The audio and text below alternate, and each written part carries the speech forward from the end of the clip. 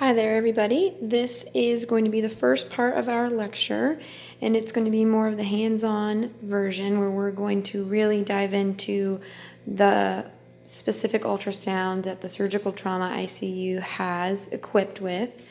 So first we'll just kind of take a look at it. Here you see we have tons of storage, handles for transport.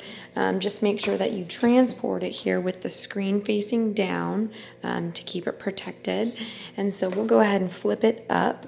As you can notice, everything's black on this, okay? It's turned off. So what we'll do first is we'll go to the on button and press on. And you'll just hold it. It's a touch screen, so there's no actual buttons. I have it plugged in.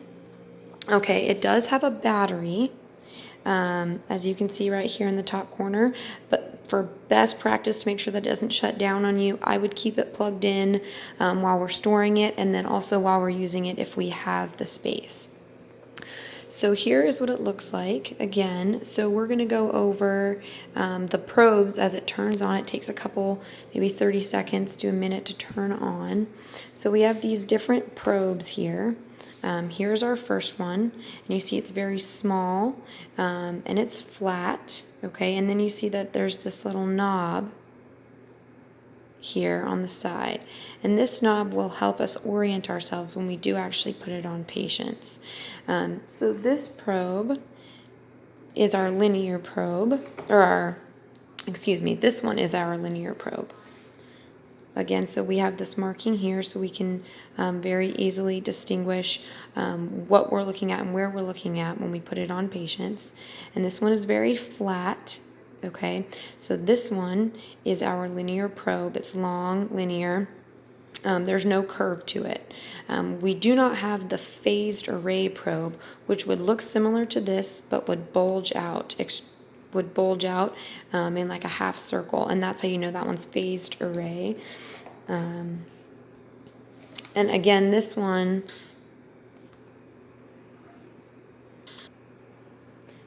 is going to be our phased array. It's very small.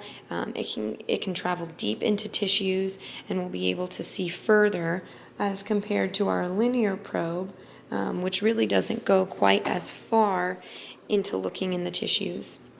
Okay, so we're not going to actually do a lung ultrasound.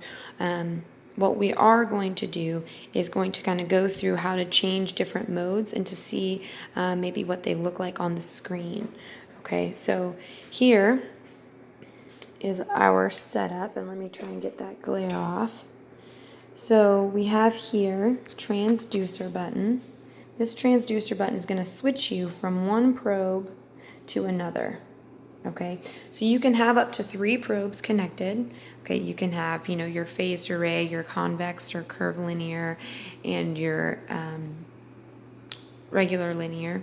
So you can have 3 set up. We only have 2 right now. Okay, so just by pressing this button or putting your finger over it, you can hear the click, and that is switching back and forth between the 2 transducers we have. And you can see here that they change. Okay, so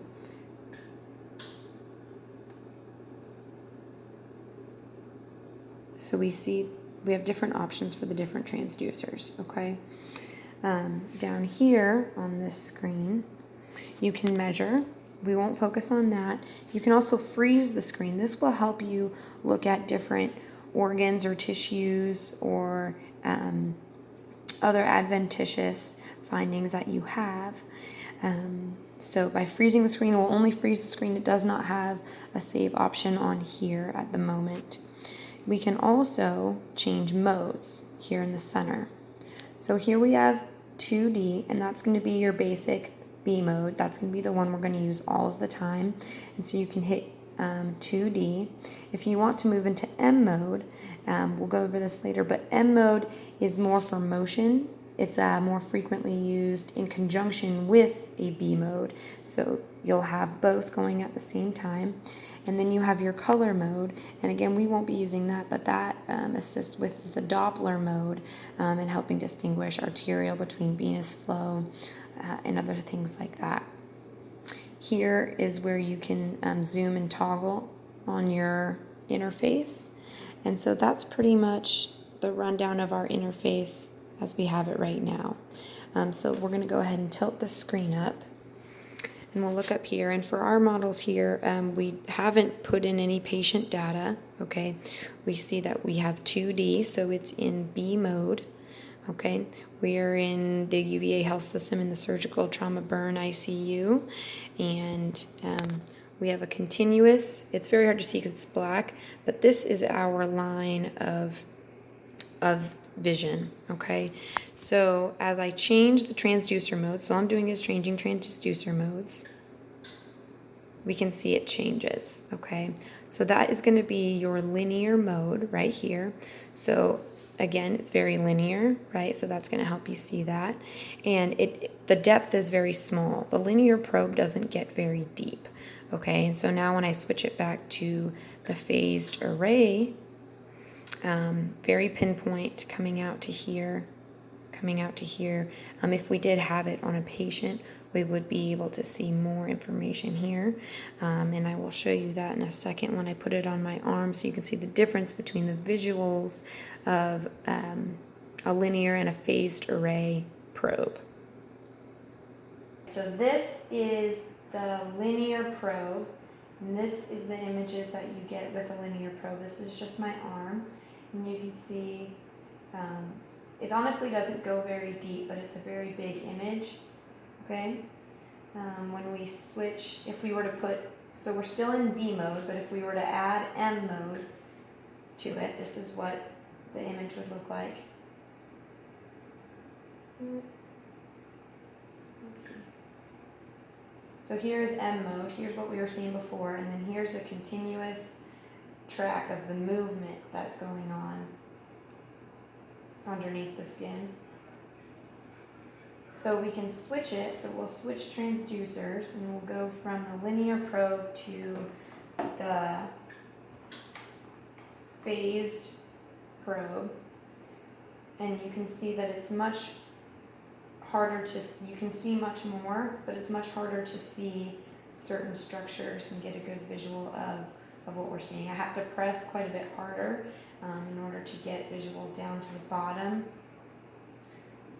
of the screen, and also it's difficult to see what you're looking at. So when you're trying to orient yourself to what part of the body you're looking at, you're going to look at this notch here. This indicator tells you where it is on the screen. So wherever this, you have a P, and that P is where this is. So if I turn this indicator to the right, then it's in line with the right side of my screen is the right side of the image. If I were to flip it, now the left side of my body is on the right side of the screen.